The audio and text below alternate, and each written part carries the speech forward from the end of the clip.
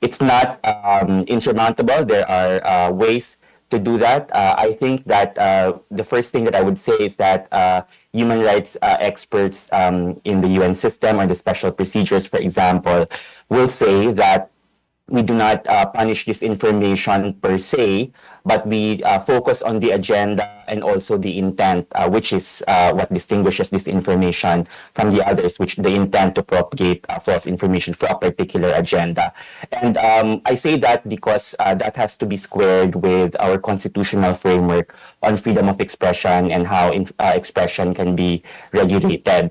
I want to also reiterate the context that is important here, Your Honors, because while we do take guidance or we compare our approach to the approaches of other states, it is important to recognize that those states may not have as robust free expression environment as we do, or have different histories or experiences. For example, if we look to the laws of Germany restricting hate speech, you will understand why their approach on hate speech is that way, a little bit stricter than most, because of their experiences with World War II and the atrocities that followed, versus the experiences of the United States, for example, which really is inclined to protect free expression in the widest breadth possible. And on that note, a lot of our doctrine and laws in the Philippines towards the U.S. approach, not entirely, but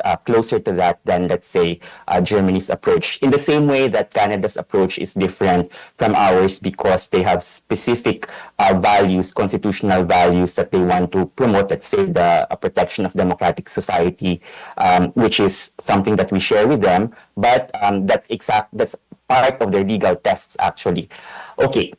So just to reiterate some of the ways in which this information is propagated online, and again, I defer to the other experts on this, but these are the ways, and I think we see them being conducted, being done in platforms and elsewhere in the internet. Social engineering, for example, will employ methods that that recreate or that truncates or changes the context, or context is missing, and of course that also transforms particular content through the use of technology. Okay, and these are some of the models. Dr. Ong's work generated some of the models, and I'll defer to him regarding that. I also just want to emphasize that that companies should be able to see, social media companies, for example, should be able to see disinformation networks because these accounts are interconnected. See, so often because of analytics and the technology that they use, they will be able to spot patterns in their platforms, and that should be visible to them, and especially when these disinformation networks cross platforms. So for example, in the case of Meta, where you have Facebook and Instagram, they can cross platforms, and therefore it should also be visible to those companies, given that they also use algorithms and artificial intelligence to spot those.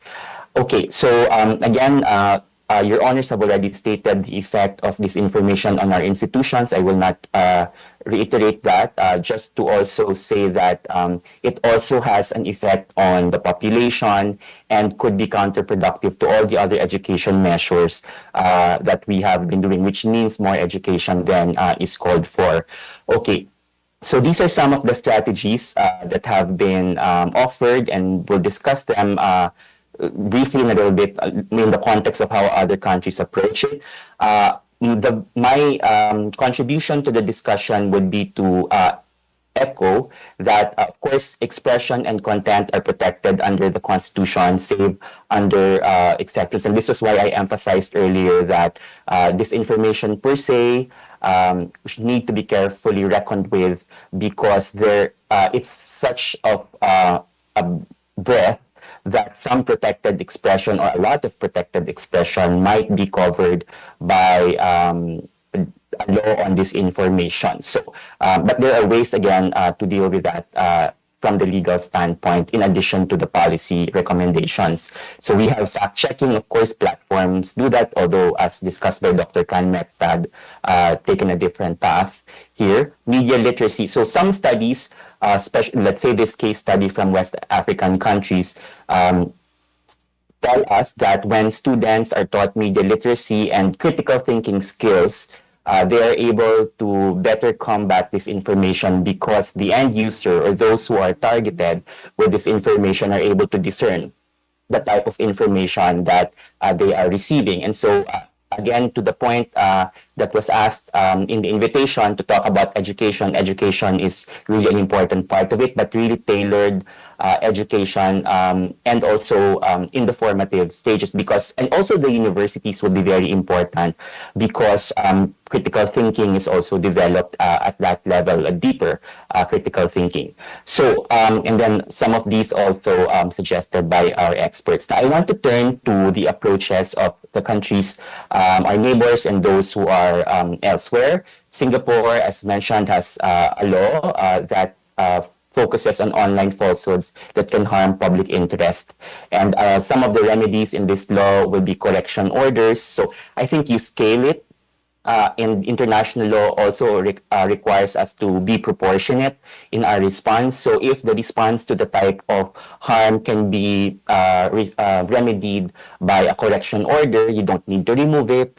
A takedown order if it's of a graver nature, and then account restrictions would be imposed on such grave offense. So there are penalties involved there. Vietnam also has a decree on this, and it targets interstate service providers, internet service providers as well, and social media platforms. And one of the remedies is removal of content that they define as illegal.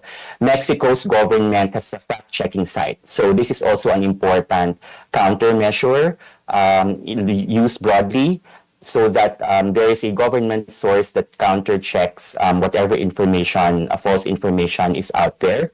And Finland, as was mentioned, also have national media education policies and new literacies program. This ties neatly into the whole of society or nation approach that was mentioned earlier, because this cannot be addressed by one single law only and penal law only. It also has to be proactive in preventing future susceptibility to this information. Nigeria has a private effort called Africa Check. Canada has anti-online disinformation that has tools relating to different types of specific areas where disinformation happens. And the Netherlands also has a program like Canada and Finland, and they assign this to various ministries. Australia uses a task force to monitor this information. And again, the importance of a media literacy campaign that is meaningful and not just, something that you post online and you leave that there. So it has to involve stakeholders like our educational institutions. France has law on election misinformation, so it's very specific and defines particular terms, which we'll turn to earlier. One of the more significant regulations will come from the European Union through the Digital Services Act. Here, the focus would be on platforms, large platforms. I think the threshold is 45 million users or subscribers, and there are certain obligations that are imposed on those platforms for them to be able to operate in the European Union. And just to recall as well that the European Union is an economic union for the most part, and so that's the target. But it also protects EU citizens from harm. So they are obliged to do risk assessments, those companies, to report those risk assessments and to be audited by an independent third party. So, and then if not, then there will be consequences. There will also be penalties there. Germany has a law, as I mentioned earlier, but the context is different. So this is a summary of those. To turn to our approach, and I will go quickly because, of course, as members of the House of Representatives, you are very much aware of these. But we have unprotected speech, in our constitutional framework that is already existing. So as mentioned earlier, libel and defamation. So some of the ills or the problems that had been mentioned earlier might already be covered by unprotected speech. So these things, of course, Congress can legislate on, can amend